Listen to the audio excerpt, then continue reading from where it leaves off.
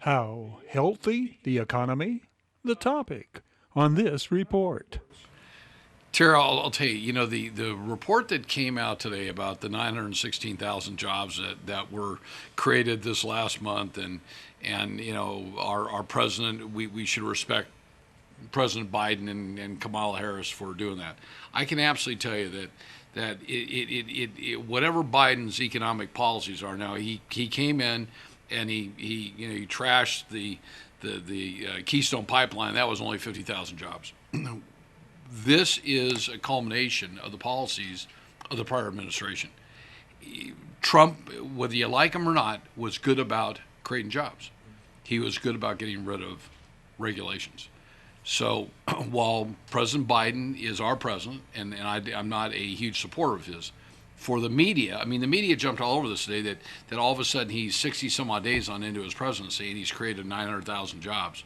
Hello. Terry, I think the American people are a whole lot smarter than that.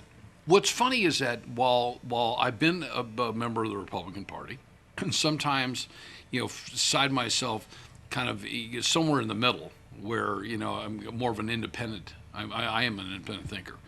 I have Democratic friends that have said that they now would have voted a different way, if not voted at all, because of what they see. So I think if the administration continues to do what they're doing, okay, we're at $30 trillion in debt. Okay, now you've got AOC came out yesterday and said, well, let's add $10 trillion more to infrastructure. Terry, we need infrastructure dollars. It was something that Trump had talked about back when he campaigned in 2016. The last time that I looked, and infrastructure is a really important ingredient in what I do and what some of my competitors do. If you have good highways and good roads and good bridges and good flood control, then you have some good developments going to go on. So I hope that they can get an infrastructure bill that is not packed the way they did the COVID bill. So the COVID bill had 10% of the money goes to COVID, and the balance goes to stupid projects that Nadler and Schumer and all these idiots back there want. And you know what? Your grandkids are going to pay for it. The students that we have at Victory Valley College, that I'm proud to be a trustee at, Deb and I don't have any kids, but we've got a problem. We can't continue to spend like this and spend for spending purposes. Now, I understand why the administration is doing it. They're hoping to regain control of the House that they know they're going to lose in 2022. I don't think that as inflation starts, we should start to see some inflationary pressure towards the end of the year. Interest rates are going to bump up probably 0.5%. I talk to my brother John all the time. He trades billions a day in derivatives and bonds. He's incredibly smart. So if I need a big picture of the world, I can go read the Wall Street Journal, which I get. But I also call John and say, where are we? So we're probably going to see interest rates inch on up. I'm talking to a very well-known home builder the other day. A gentleman probably does about 400 homes a year. And we got talking about what his prognosis is. Interest rates are going to move on up. He said, Joe, when it gets to be at 5%, he said, we're going to see new home construction somewhat stop because we're so used to these low rates. So when Taylor in our office manager, was able to buy her first home here this last year, and she locked in at a little bit 3.25%.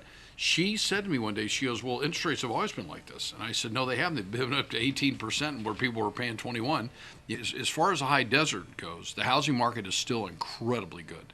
Inventory is at an all-time low. I don't see that changing a whole lot. The industrial market is doing incredibly well up here. Ken Shear with Covington has had all kinds of success.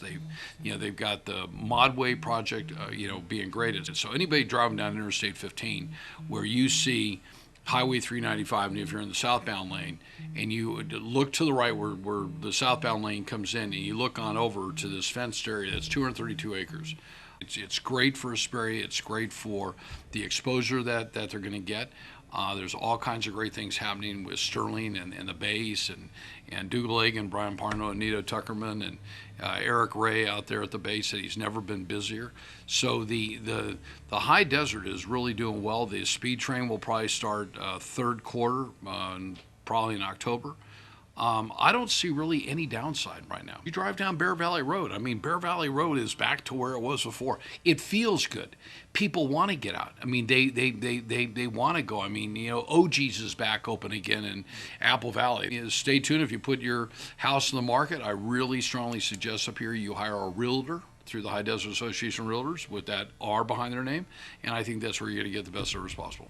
So. Victor Valley College update and not keeping up with the Joneses on upcoming reports. We hope you'll join us. Thank you for watching.